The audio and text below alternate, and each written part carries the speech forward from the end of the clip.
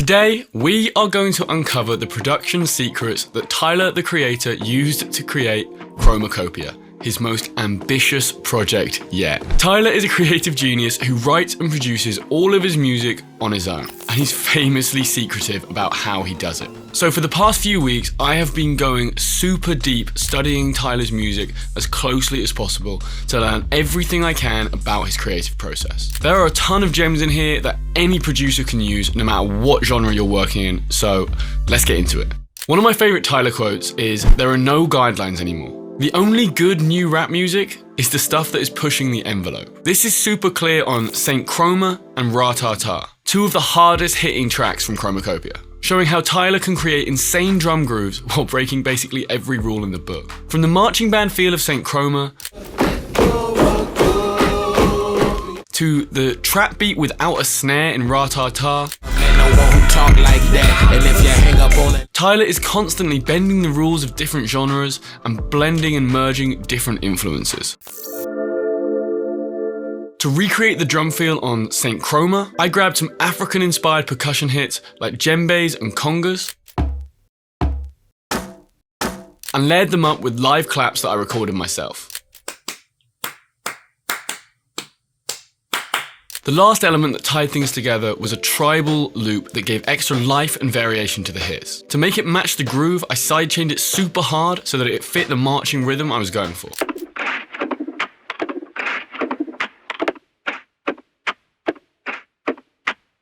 One of the genius things Tyler did on Saint Chroma was making the drums really feel like they're breathing and alive. There are three key things that you can do to get drums like this for yourself. First, experiment with different drum hits and try using more unorthodox sounds, like using a conga instead of a snare, for example. This stops things feeling stale and differentiates you from other producers using the same old drum sounds over and over again. To get even more of a live feel, I also humanized everything off the grid. If I zoom in, you can see everything is slightly off grid, to make it feel more like it was played in live. But the real secret sauce here is just to go crazy with the panning. I panned pretty much everything slightly off center to make things feel really wide and full. You don't need to go hard left or right either. Just a little can make things feel so much more alive. Tyler's music is all about the sonic impact. How things actually sound is super important to him. That's why we need some serious FX processing on these drums. Without any effects, the beat is a little flat and uninspiring. It sounds like this.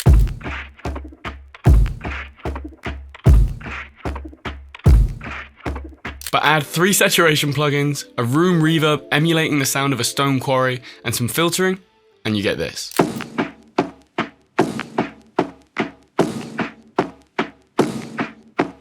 Going back to Tyler's concept of creating without guidelines and embracing thinking outside the box brings me to the B section of this beat, which I referenced Ra-Ta-Ta for. In Ra-Ta-Ta, Tyler thinks outside the box. Hang up on that nigga, bitch, I call right back. Yeah. Instead of using a snare, he uses this high-pitched metallic perk sound. I grabbed a bandero, which is a type of Latin drum, and layered it with a metallic perk. Filling out the groove with some open hi-hats, a distorted kick, and some more perks leaves us with this.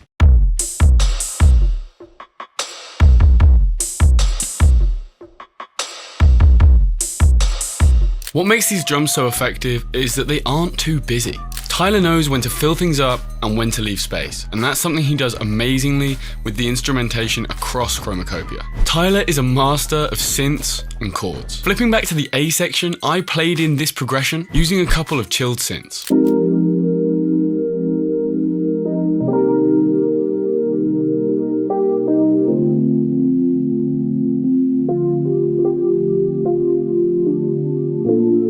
This is a classic Tyler move that shows how he makes beauty out of chaos. The drum beat is aggressive and driving, and it sounds like an army's marching to war or something. Most producers here would be thinking of adding like aggressive synth leads or distorted basses, but not Tyler. Tyler does the opposite and adds some sweet, soft chords. It shouldn't make sense, but it works perfectly. Tyler is famous for his love of jazzy chords, and that is what I used here, but across Chromakopia, I actually noticed a ton of regular major and minor triads in there as well. Mixing up your style and not relying too much on one technique even if it's the one that you're really well known for, is a lesson that I think we can all take from Chromakopia and Tyler's music in general. Tyler's whole vibe is just about making what you want to make. He said in interviews that every day he sits down and listens to music for 2 hours a day, just to draw inspiration from as many different sounds as possible. On Chromakopia, he uses group vocals and chants everywhere to create his own choir. I added some of these to the A section of our beat to just give a bit of extra energy. Some quick tips if you can't sing. Try creating a melody on the piano and then matching those notes with your voice, just humming or chanting. Trust me, it's a lot easier to do that when you're not as experienced as using your voice than just kind of picking a melody out of thin air. To make things a little bit extra fun, I added some ad-libs using a weird voice, the kind of thing that Tyler loves to do across loads of songs on Chromakopia. 19, I popped out like a cha-ching. I think I'm a goddamn fiend, really ballin' in this. And with some reverb, filtering and saturation on top, we end up with this.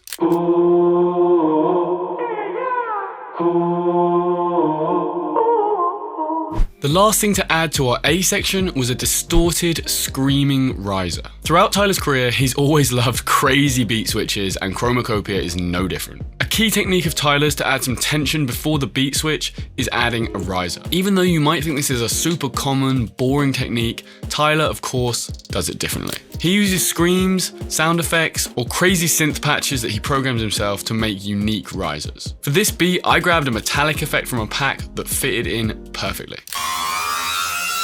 We already covered the B section drums, but coming from hip hop, Tyler loves a booming 808. I added one in and then went for another key Chromakopia sound. On songs like Sticky and I Thought I Was Dead,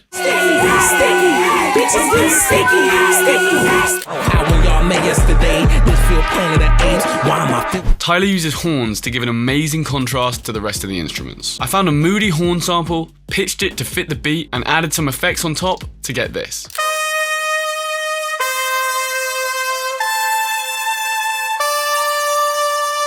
If you want to learn everything I know about production and learn to make beats like Tyler yourself, I have some new spots opening in my one-to-one coaching program. Just book a discovery call down below to see if you'd be a good fit for the program. Overall, our first beat sounds like this.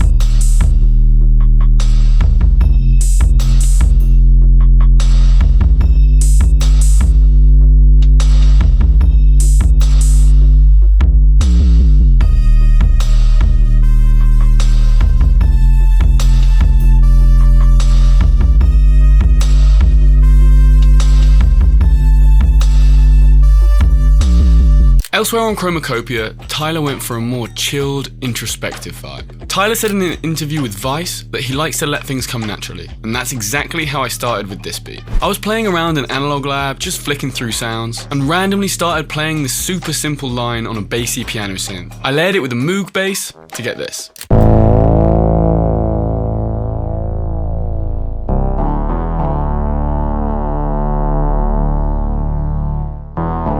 Tyler loves to mess with the timings of things to get everything sounding just how he wants it. He loves using triplets and swing to get the groove really dialed in. I played in this simple synth melody, deliberately leaving things offbeat to keep a really loose feel.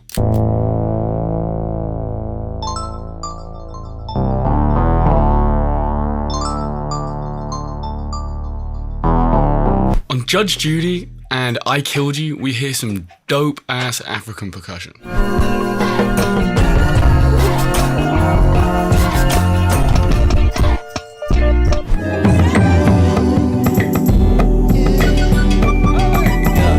Tyler probably sampled this from some deep cut in his vault, but to get the same vibe, I layered a shaker, an African loop, and a simple kick and snare pattern. The secret here was using needlepoint to make it sound like a vinyl record sample. Keeping with the same vibe, I added some vinyl scratches on top.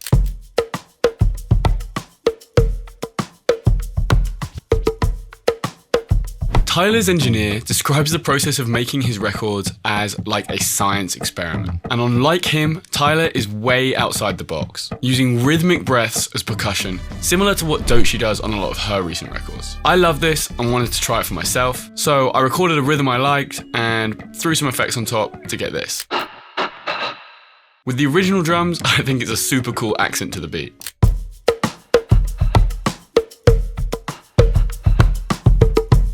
Compared to the start of his career, Tyler has become much more comfortable with using his voice to create group vocals and harmonies. On Take Your Mask Off and Tomorrow, he is really in his bag here. This is actually something I've been working on myself, so I took the opportunity to have some fun and add in some vocal stacks. I channeled Tyler and basically went crazy, freestyling until I found a melody I liked, recorded that a bunch of times, added a harmony, and then added a couple of ad-libs for a bit of extra flair. With some FX on top and everything panned left and right, I got this.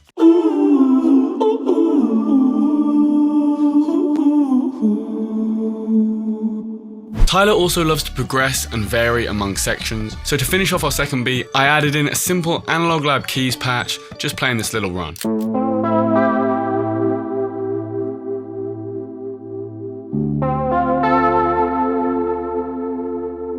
So with everything together, here is how our second beat is sounding.